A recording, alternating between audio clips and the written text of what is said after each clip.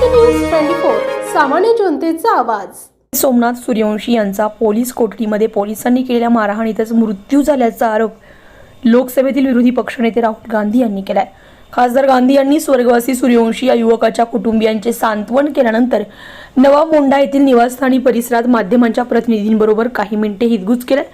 त्यावेळी आपण सूर्यवंशी कुटुंबियांचे सांत्वन केले, त्यांचं म्हणणं ऐकलं, एकूण स्थितीची माहिती घेतली। सूर्यवंशी या युवकाच्या हत्येस केवळ पोलीस जबाबदार असल्याचं स्पष्ट असून पोलीस कोठडीमध्ये केलेल्या मारहाणीमुळेच सूर्यवंशी यांचा मृत्यू झाला असं ते म्हणाले। या प्रकरणामध्ये मुख्यमंत्र्यांनी विधिमंडळ अधिवेशनामध्ये दिलेली माहिती पूर्णतः खोटी आहे असं नमूद करत गांधी यांनी मुळातच राष्ट्रीय स्वयंसेवक संघाचे संविधान विरोधी धोरणच या सर्व घटनाक्रमांना कारणीभूत असल्याचा आरोपही गांधी यांनी केलाय।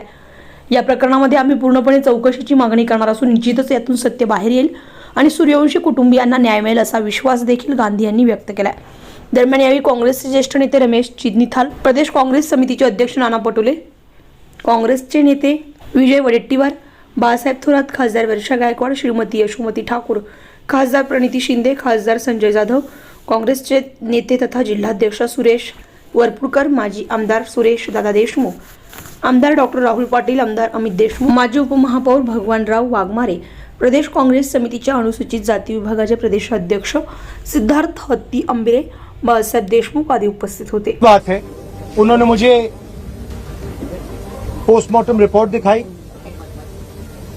वीडियो दिखाया, फोटोग्राफ्स दिखाई। ये 100%, 99% नहीं, ये 100% कस्टोडियल डेथ है।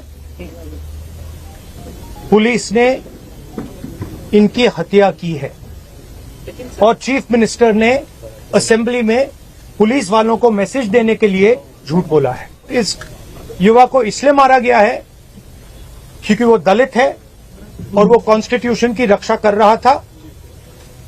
आरएसएस की विचारधारा कॉन्स्टिट्यूशन को खत्म करने की विचारधारा है। हम चाहते हैं कि एकदम ये मैटर रिजॉल्व किया जाए और जिन लोगों ने ये किया है उनको सजा मिले। माझ्याकडे जो काही ऑर्डर पास करतात त्या ऑर्डरची कॉपी आहे ती मी आपल्याला देतो। दोन्ही वेळा मॅजिस्ट्रेटने त्यांना क्लिअर कट विचारलेलं आहे की पोलिसांनी कुठला थर्ड डिग्रीचा वापर केला आहे का, पोलिसांनी तुम्हाला मारहाण केली आहे का, त्यांनी सांगितलं। राहुल गांधी या ठिकाणी केवळ राजकीय हेतून आले होते। ही केवळ राजकीय भेट होती। लोकांमध्ये जाती जातींमध्ये विद्वेष तयार करायचा एवढं एकमेव ध्येय त्यांचं आहे। तेच काम गेले अनेक वर्ष आता ते सातत्याने करतायत। त्यामुळे मला असं वाटतं की त्यांनी हे जे काही विद्वेषाचं त्यांचं काम आहे हे त्या ठिकाणी जाऊन पूर्ण केलेलं आहे। महाराष्ट्राचं सरकार संवेदनशील असल्यामुळेच या ठिकाणी या संपूर्ण प्रकरणाची आम्ही न्यायालयीन चौकशी ही घोषित केलेली आहे। जर त्या चौकशीमध्ये कुठल्याही प्रकारे मारहाणीमध्ये किंवा अशा प्रकारच्या गोष्टींमुळे हा मृत्यू झालाय असं बाहेर आलं तर कोणालाही सोडलं जाणार नाही। कठोरात कठोर अशा प्रकारची कारवाई ही केली जाईल।